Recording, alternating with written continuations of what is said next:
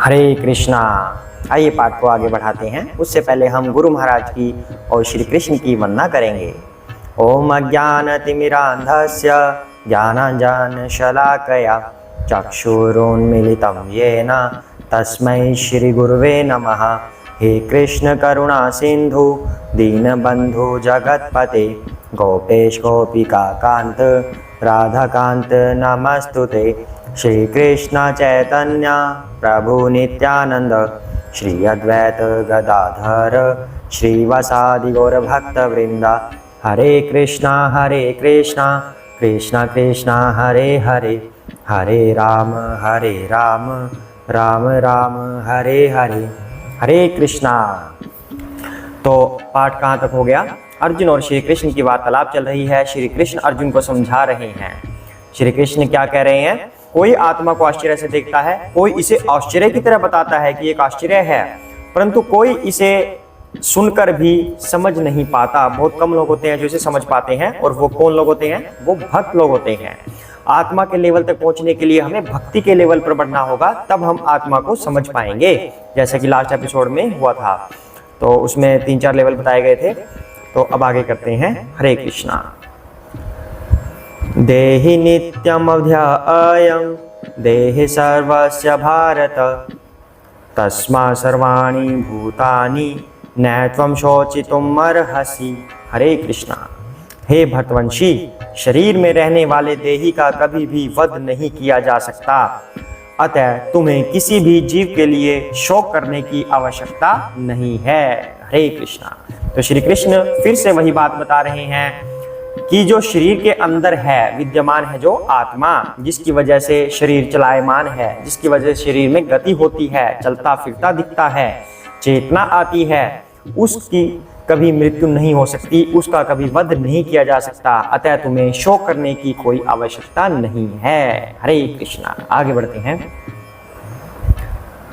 स्वधर्मम् अपि च अवेक्ष्य न विकम्पितुमर्हसि धर्म्याधि युद्धात् श्रेयः अन्य क्षत्रियस्य न विद्यते।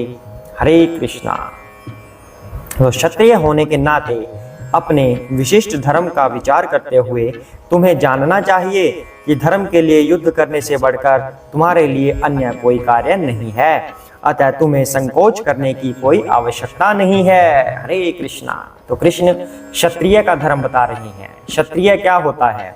तो यहाँ पर क्षत्रिय का वर्णन कर रहे हैं श्री कृष्ण की क्षत्रिय धर्म क्या होता है। अब क्षत्रिय कैसे बना है? क्षत का मतलब जो चोट खाया हुआ होता है, या क्षति। और त्रायेत का मतलब क्या होता है? त्रायेत का मतलब होता है रक्षा करने वाला, अर्थात जो क्षति से हमारी रक्षा करे उसे क्षत्रिय कहते हैं। तो श्री कृष्ण अर्जुन को यही संदेश दे रहे हैं कि तुम्हें युद्ध करना चाहिए, तुम्हें एक क्षत्रिय की भांति अपने कर्तव्य का पालन करना चाहिए।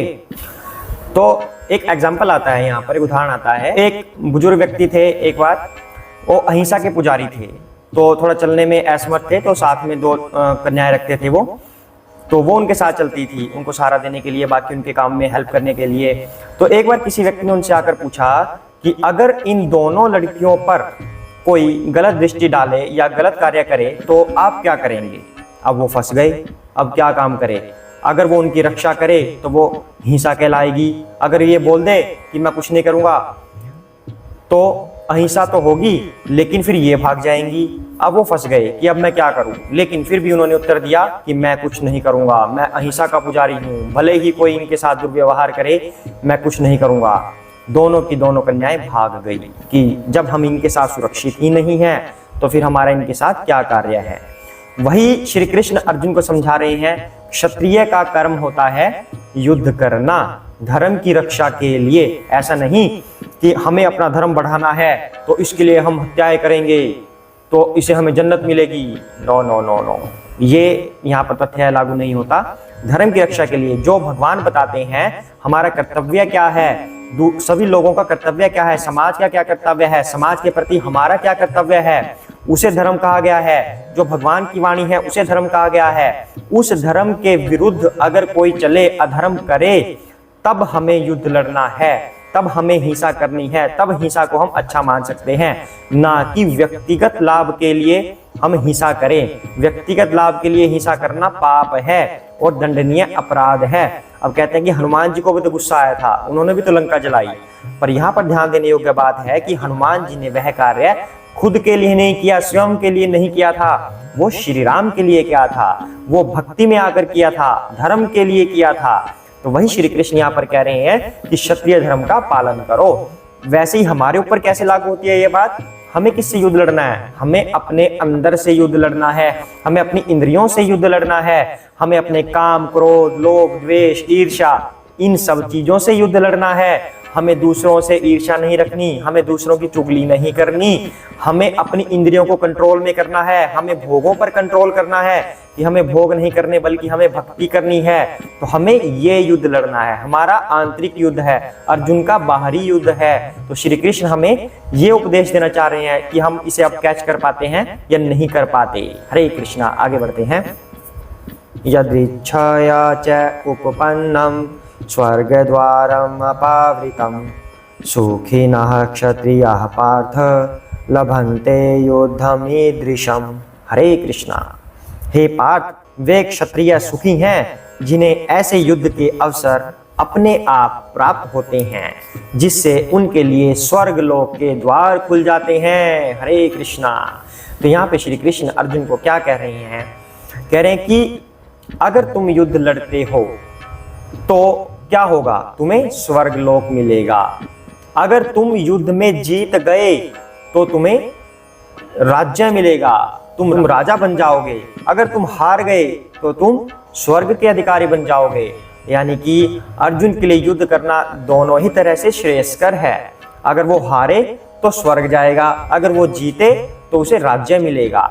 इसीलिए यही बात हम पर लागू होती है कि हम अगर अपनी इंद्रियों पर काबू करें, अगर हम अपनी इंद्रियों से लड़ें कि हमें भोग नहीं करना, हमें गलत कार्य नहीं करने, ईर्ष्या, द्वेष ये सब नहीं करना, हमें भक्ति लाइन में जाना है, हमें अपने आहार पर नियंत्रण रखना है कि हम शुद्ध आहार खाएं, हमें नशा नहीं करना है। मतलब भक्ति के 4 नियम होते हैं, 4 नियम पालन करने से हमें भक्ति मिल सकती है, हम भक्ति की तरफ आगे बढ़ सकते हैं।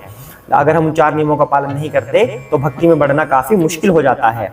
तो भगवान कह रहे हैं कि अगर हम उनसे लड़ें, अगर हम उन 4 नियमों का पालन करें तो हम भक्ति में आगे बढ़ेंगे। अगर हम उसमें हार भी गए तो क्या होगा? यानी कि हम अपनी इंद्रियों से हार गए, हम इंद्रियों को वश में नहीं कर पाए, तो क्या होगा? भगवान आपको स्वर्ग लोक दे देंगे कि चलो जाइए, आप अपनी इंद्रियों की तृप्ति कीजिए स्वर्ग लोक में। आपने कोशिश तो की इंद्रियों से लड़ने की, और अगर आप जीत गए तो क्या होगा? तो आपको वैकुंठ लोक मिलेगा। वैकुंठ लोक, वैकुंठ का मतलब, वै का मतलब विदाउट, उस किसी चीज के बिना, उसको बोलते हैं वै। कुंठ का मतलब हमारी एंजाइटी, हमारी समस्याएं, प्रॉब्लम्स, जितने भी हमारे साथ दिक्कतें हैं उनको कुंठ बोला जाता है। वैकुंठ यानी कि समस्याओं के बिना जो जगह है उसे वैकुंठ बोलते हैं। तो वैकुंठ जाके हमें ना भूख लगती, ना प्यास लगती, ना हमें कोई रोग होता, ना हमारी कोई और इच्छा होती सिवाय भगवान की सेवा के। तो भगवान यहीं पे अर्जुन को जो संदेश दे रहे हैं वो हमारे लिए दे रहे हैं। अर्जुन को कह रहे हैं कि तुम लड़ो, तुम सामने युद्ध करो। अगर तुम जीत गए तो तुम्हें राज्य मिलेगा, हार गए तो स्वर्ग लोक मिलेगा। उसी तरह हमें कह रहे हैं भगवान, हमें संदेश दे रहे हैं, तुम अपनी इंद्रियों से लड़ो। अगर तुम जीत गए तो वैकुंठ मिलेगा, हार गए तो स्वर्ग मिलेगा। लेकिन अगर तुम कोशिश ही नहीं करोगे भक्ति में आने की, तब तुम्हें क्या मिलेगा? तब तुम नरक का द्वार मिलेगा। वही अर्जुन को यहाँ पर कहना चाह रही हैं। तो आज के लिए इतना ही करते हैं, सभी साथ में बोलेंगे जय श्री कृष्ण चैतन्य प्रभु नित्यानंद श्री अद्वैत गदाधर शिव सादि गौर भक्त वृंदा। हरे कृष्ण कृष्ण कृष्ण हरे हरे, हरे राम राम राम हरे हरे, हरे कृष्णा।